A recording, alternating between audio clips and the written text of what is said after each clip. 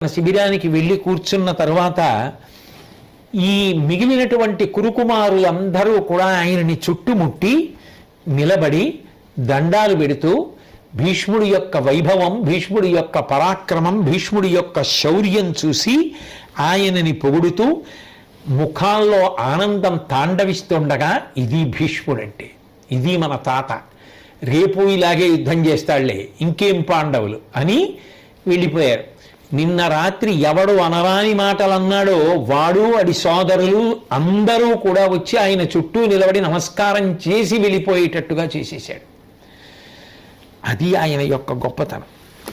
కానీ 9వ నాడు జరిగినటువంటి యుద్ధంలో ధర్మరాజు గారు బాగా బలహీనపడిపోయాడు. ఎందుకని అంటే జరిగిన యుద్ధాన్ని పరిగణనలోకి తీసుకుంటే మళ్ళీ 10వ రోజు యుద్ధంలో కూడా భీష్ముడు ఇలాగే ప్రవర్తిస్తే, ఇలాగే విజృంభిస్తే ఇక తనకి గెలుపు